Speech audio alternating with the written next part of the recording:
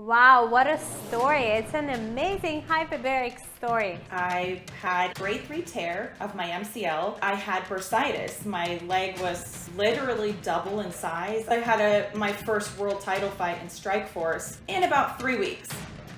You can change people's perspective if you just work hard and you don't segregate yourself. Hyperbarics is definitely part of that picture. I didn't know that this was something I could have in my home. I didn't know that it was accessible otherwise. I know how much hyperbarics can make a difference in people's lives. This is the fountain of youth. Like, this is the magic healing modality that you've probably been looking for. Chamber really helps. I do it almost religiously.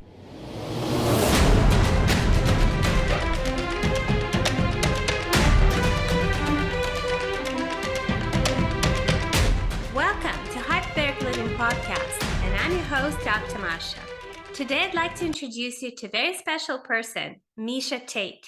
Miesha is a former UFC women's bantamweight champion. She's also a former Strikeforce women's bantamweight champion, and she's a co-founder at Desert Moon Wellness Center. Welcome to the show, Miesha. Really glad to have you with me today. Dr. Miesha, it is really an honor to be here talking with you today, especially about something I'm so passionate about, hyperbarics. I've been following your podcast for quite some time, and it's so cool to be here. So I'm very excited for what we have in store. Thank you. I'm honored, and I'm really excited for my listeners because today we're going to learn a lot. Let's start from your story. It's really exciting, and I'm sure people know you and they know where you came from and your story, but maybe short version for those in Europe, because your listeners and your followers in US sure know you, but here in Europe, maybe some people don't. Absolutely. So I got into sports at a very young age. I started wrestling when I was in high school, and there was not a female wrestling team, so I actually had joined the boys wrestling team in high school. Wrestled all 4 years. Kind of because of that, I sort of stumbled across MMA in college and just took a chance. I started fighting and found out that I loved it. And from there, I'm from Washington State in the US, and I moved to California to train with a better team, and my career just continued to progress. So I started, I'm gonna date myself, back when women's MMA just was pretty unheard of. It was definitely kind of a spectacle of the fight card. It would be lucky to have one female fight, and you'd usually hear pretty obnoxious comments, kind of downgrading the women. And that's how I got my start. We were really fighting for breadcrumbs. And so I'm really grateful that I have such an elaborate perspective. Not very many people started at that point and are still fighting in the UFC. And having been a former world champion, really reaching the pinnacle of the sport, it's just been an incredible journey. And hyperbarics has been a huge part of keeping me on the market as a fighter. We'll get to hyperbarics because that's what the show is about. But I wanted to ask a question.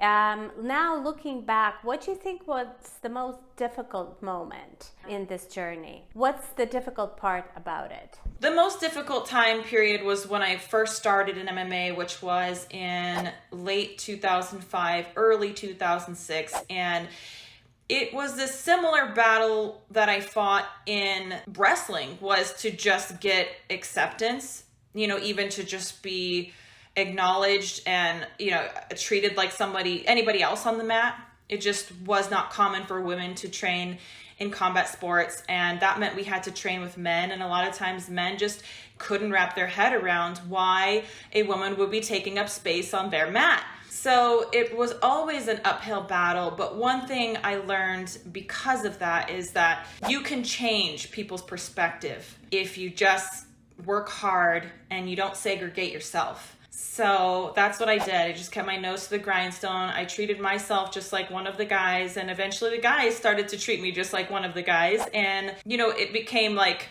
instead of wanting to get rid of me on the team, like accepting me like a sister on the team or like a brother, you know what I mean, on the team. So that was always the challenge as I transitioned from wrestling, and then I transitioned into MMA, a full-on combat sport. Some people just struggled to accept me. So it was a challenge at first. In my understanding, these sports make participants really prone to injuries. Is that correct? Yes, I would say that's very correct. So I do think it's a safer sport for head trauma overall than boxing or even American football because we deliver damage over the entire body. It's not just about head hunting, and we are trained to see the impact coming. Now, we don't always see it coming, right? That's when you get knockouts and you get surprised. But in football and something, when you're in a helmet and you're limited vision and somebody hits you out of nowhere, I mean, that kind of CTE and TBI, like traumatic brain injury that we see from that, I think, and then they send them right back out into the game and they continue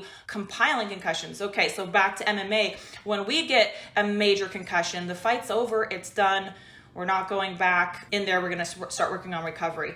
But absolutely, I mean, from head to toe, we also train in submission arts. So we're constantly wreaking havoc on our elbows, on our knees, on our ankles, on our necks, on our spines, on our backs. So yeah, we do disperse the damage over the whole body, but there's plenty of instances where, we're injured. I would say 98% of the time we go into a fight or a competition with at least something wrong. And what is the normal recovery program for an MMA fighter? Like, what does it include?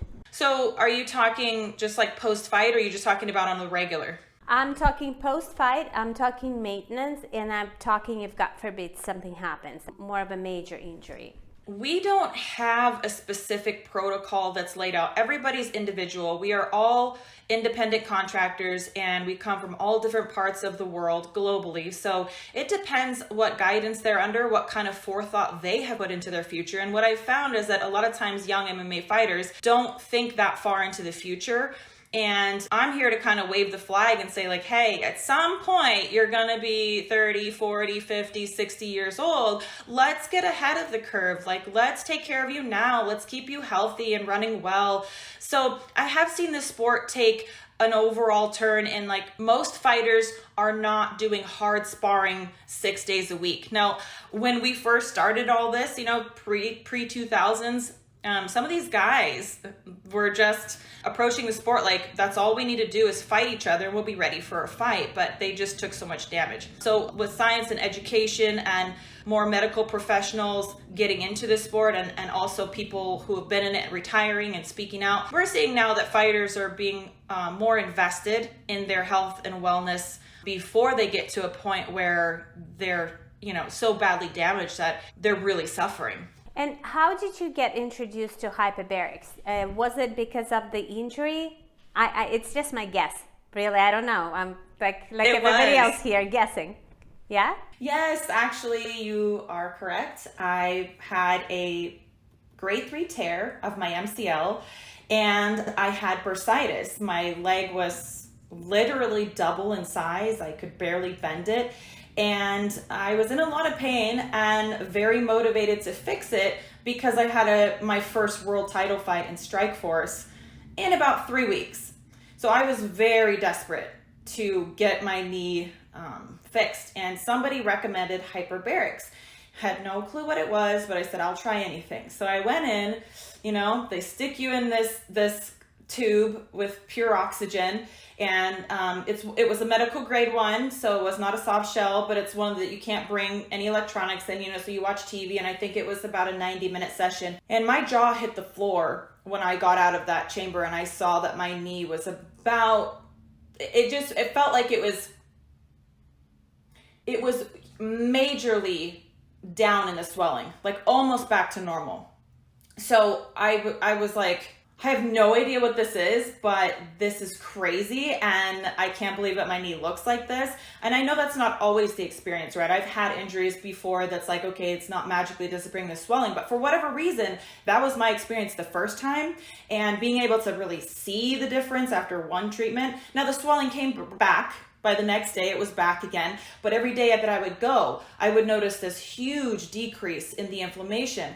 And the inflammation, right, as you probably know, is just the body's healing process. So the hyperbaric was helping to get the waste out and allow my body to put new resources in that area. And so each time it would kind of help me to do that. And I was able to fight, and I won my first world championship, and I was sold. I was like, that saved my life. It was a saving grace. I don't know how I would have it couldn't happen. I wouldn't have been able to compete with that injury.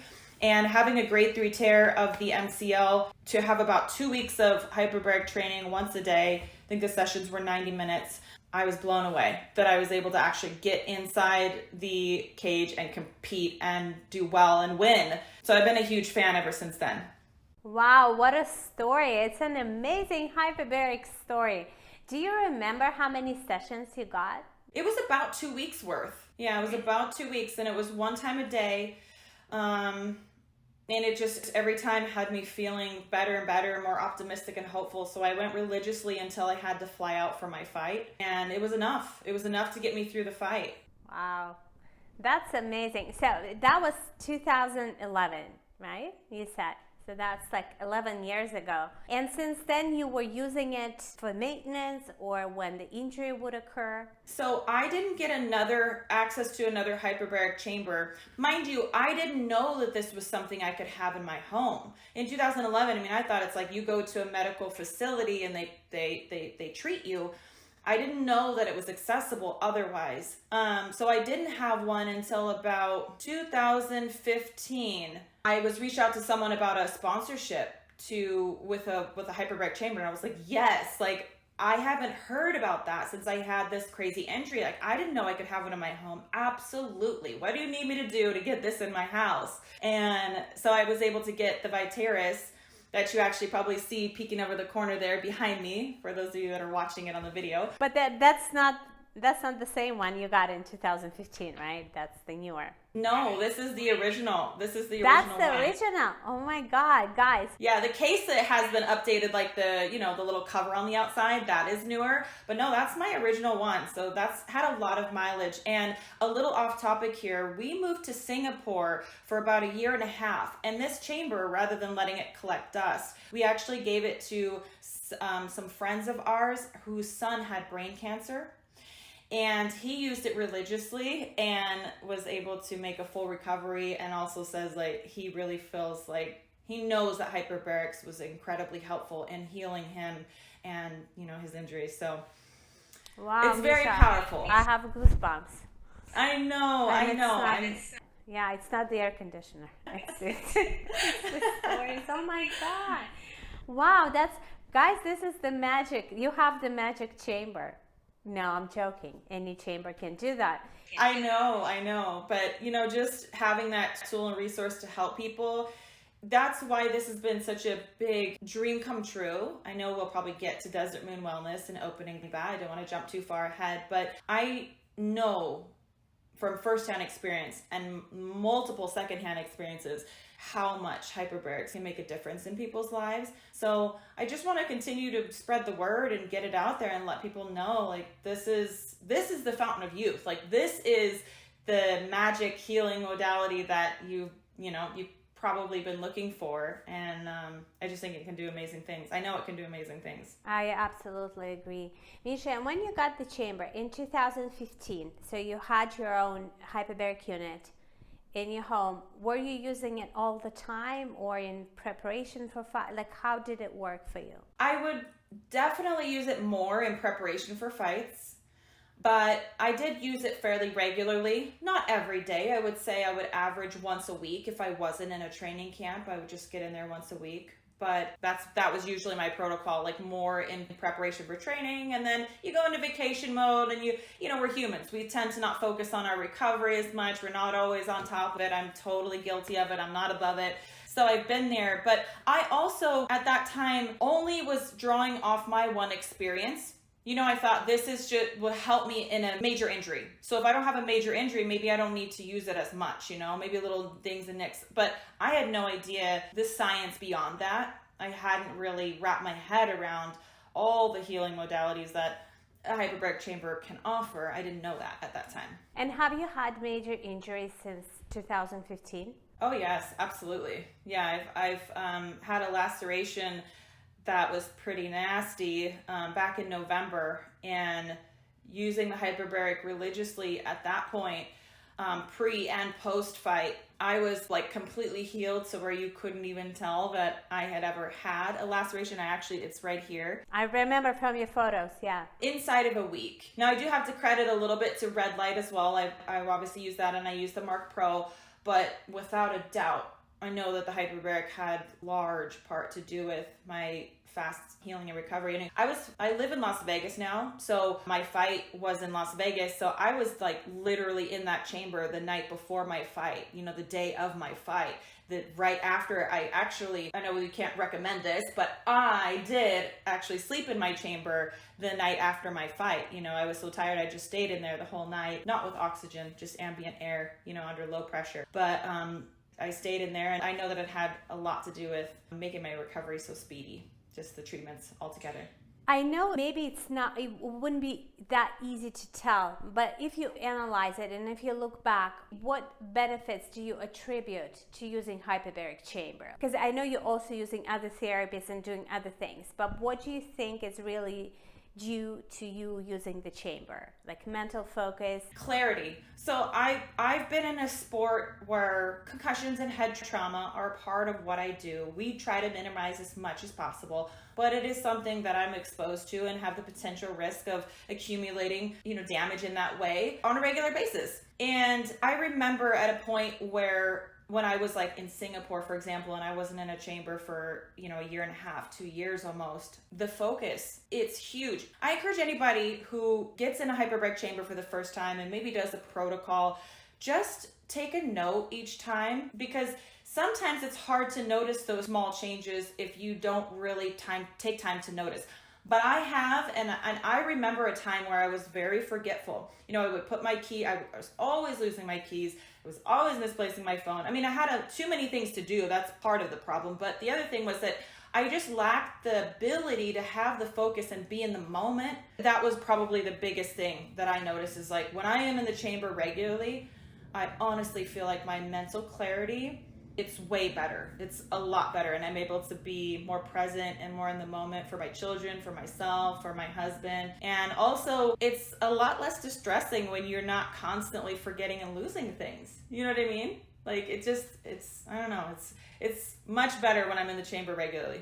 I know exactly what you mean. Let's put it this way. I suffer from that as well. And chamber really helps. I do it almost religiously. I get in because otherwise the age is taking its toll. I'm not old or anything like that, but you notice with every decade of your life, you notice that things are slowing down. And I think hyperbaric chamber really helps me to stay on top of things. Yes. Now I'd like to ask you about Desert Moon Wellness. It's an amazing concept. It's a wellness clinic. All the information will be in the podcast description, guys. It's in Vegas. It's state of art. Like, I've seen the photos, videos.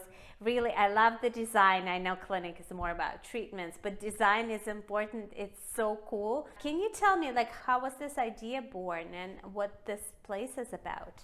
I have to give the credit primarily to my co-founder, Janelle Artizone. She has been in the business of hyperbarics for many years. She had this vision of opening a facility and helping people, and I think that's been one of her missions for a very long time. And just to give a little background history on Janelle and I mean, we've been friends for 7 or 8 years. She was actually in my doula for the birth of my first child. She was friend first, and just somebody that I love her energy. I love how she connects with people. She's a very kind person, and I know she's very passionate about helping people. So she came to me and said, hey, I want to work for myself and I want to help people. Do you want to join? I'm like, show me where to sign, girl. Like, I'm ready. Let's do this. And then we partnered also with Amy Bass, who is our medical director and nurse practitioner. And together, I think we make a pretty amazing team. So we're a small business, we're female owned, and we're on a mission to help people to experience what their individual 100 feels like. So many people, I think, slowly decline, and they are told that that's just part of getting old. That's just part of aging. And I would like to debunk that. I don't think it has to be. I believe with hyperbarics and with taking time for yourself to invest in yourself, having self-love, having self-awareness, you not at your best means nobody gets you at your best. You don't get you at your best and nobody else gets you at your best. So I think, like they say when you're flying, like put your own mask on first. Why is that? Because if you pass out, you can't help anybody else, right? Okay, it's the same thing with like taking 20 minutes a day, 30 minutes a day, 60 minutes a day if it's needed to invest in yourself now and yourself in your future. And that's also an investment that pays dividends to your family and your friends and those people around you who you want to help serve, right? So that is our goal, is to help people remember and get back to a point, either back to a point or beyond a point maybe that they've ever reached with these wellness modalities. And we offer hyperbarics, we offer red light therapy, IV infusions. We also do food allergy and sensitivity testing, and brain tap and neural check, which are fascinating to see.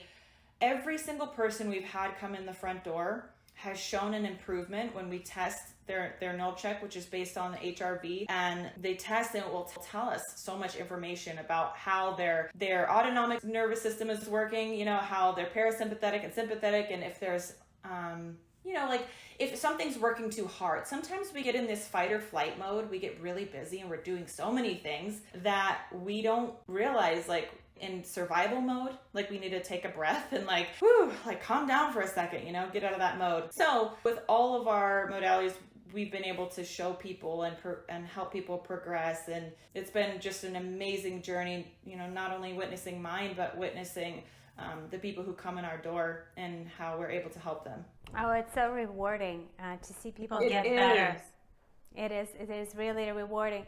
Miesha, who is your typical client at the clinic? Like what kind of people come and use your services? Well, what we find is usually people who are ready to invest in themselves. And when I say that, a lot of times it's people who are to the point where they have to. People will push themselves. I don't know why this is. I don't know why it's human nature to not acknowledge that you're not okay until you're really not okay. So a lot of times we get people, now mind you, we at this point have only been open about 8 weeks. But at this point, we're having people come in who have serious back injuries, someone who passed out and hit her jaw, broke her jaw. So she's in there, trying to recover from that. We had one amazing client who had a breast and stomach surgery, and she had necrosis of the nipple. I mean, it had turned completely black within 24 hours after the surgery. And the surgeon was telling her, like, we are going to have to shave it off. And her husband's like, whoa,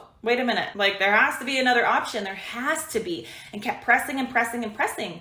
And finally, it dawned on him to recommend hyperbarics and refer to us, as Amy was his prior nurse practitioner. So there was the connection. And she came to us and we were able to save the nipple. We got her in, and within one treatment, she had blood flow back in the nipple and clear pink coloring as opposed to just the black. And she came every day. She was very diligent. She used the red light, and she was so grateful, and she cried on our shoulders and she hugged us and she thanked us. And it was just, it's those things, right, that you want to be a part of. Like, it's so fulfilling and it's so rewarding to make a difference in somebody's life. So yeah, we have seen a lot of people who are there because they maybe feel like they don't have another option and they're to that breaking point. But what I would like to do is get more people in to prevent that from happening to these people. It sucks to be at the point where you're down and out and you're forced to do it. I would like to see more people be a little bit more, proactive in their health and wellness. I'm here with you. I really think that prevention is the best cure. We can prevent so many diseases. Guys, just take the right steps, and hyperbarics is definitely part of that picture. And we can see that from the studies, all these longevity studies, disease prevention studies, but we can also see from experience, from patients, because I think these are our best teachers. When you see people get better and you see, okay, this works. People get better, their heart variability is better, and heart variability is a measure that we use to see how well a person can handle stress, for example. So when you see all these markers improve, we know that we are preventing future disease. Prevention is a difficult field, because it's really difficult to feel like, how do you feel that you're preventing something? But we know this from biomarkers that are changing, from sleep that's improving and all these other things. I'm here with you. I wish people would really pay more attention to their health. Absolutely. I'm so excited to get my mom in and to do the neural check on her.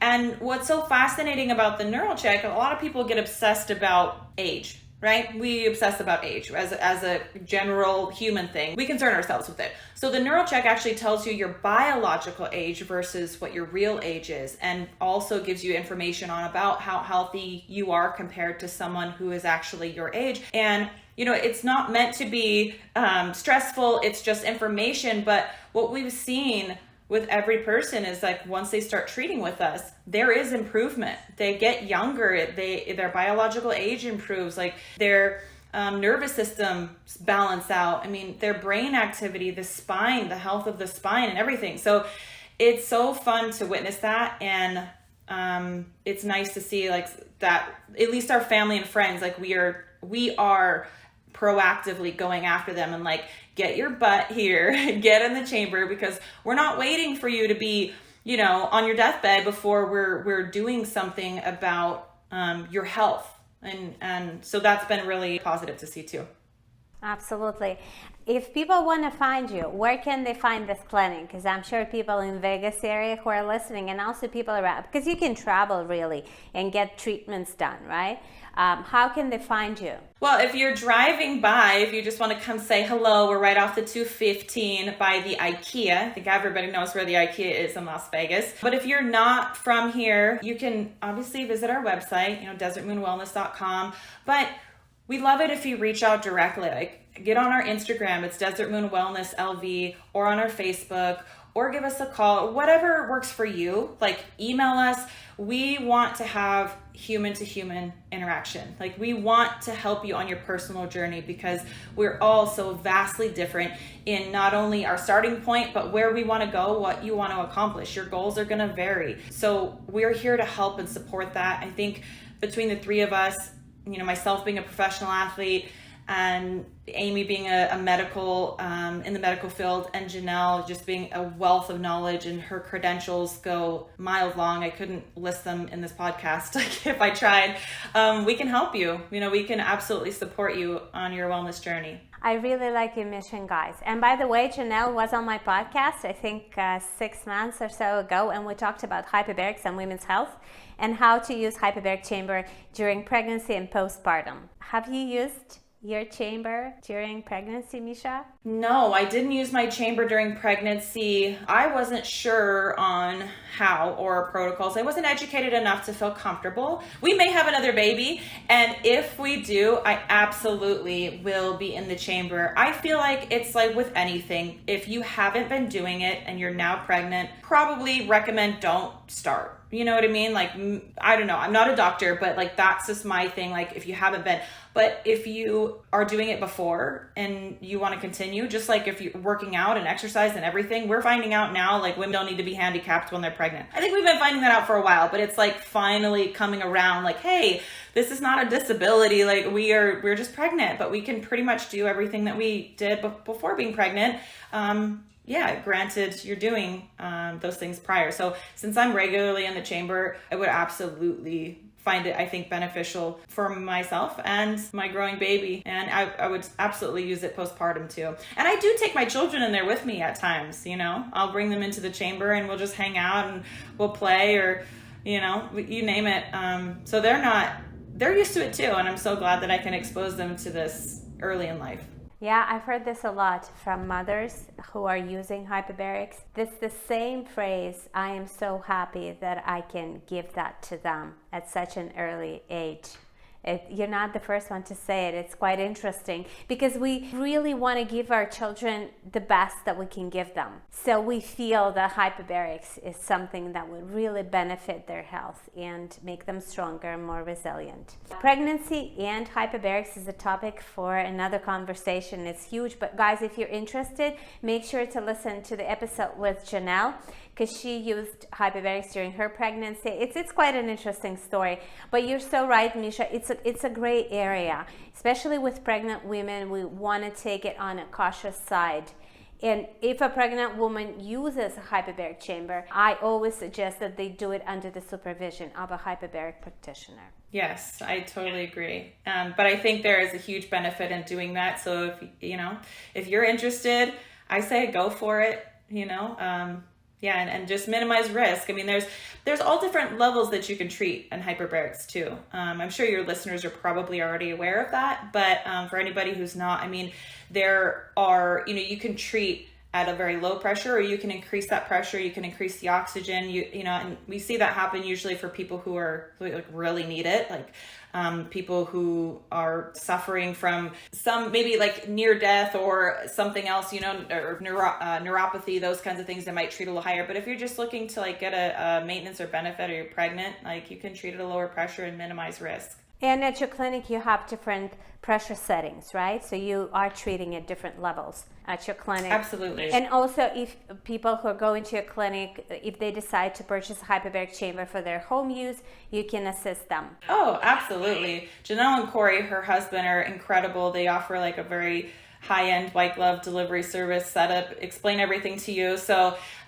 we are here to support you, whether it's in our clinic or if you want it at home. Like, I'm not opposed. I mean, I love the fact that I have one here, after I put the kids to sleep, I'll get in it for an hour and then I'll head upstairs to bed for myself. And I just think, in a busy world, sometimes convenience is key. So however we can best support people who want to seek that out, like we can do that. Miesha, thank you so much for taking your time and, explaining everything and telling us your story and your hyperbaric story, because that's what people want to know. Okay, did she use hyperbarics? Did it help her? How she used it? What is she doing now? So I hope people got their answers today. And if you're interested, you can go to your Instagram page, right? Guys, whoever. And if you think that somebody can benefit from this information, for example, you have a friend in Vegas or in area, send them a link to this episode, guys, and so they can go and check out the clinic. And Miesha, thanks a lot. I really appreciate it. And it's just so much fun talking to you. Yes, thank you so much for having me, Dr. Miesha. I love what you do. It's great to see other women leading a charge for wellness, and you are definitely at the head of that. So we appreciate you, and thank you for having me on and helping to spread the word of what we're doing here in Las Vegas. And hopefully we'll continue to spread throughout the U.S. We want to open more facilities and, continue to help people be well. Yes, I want to wish you good luck with everything you do. Thank you.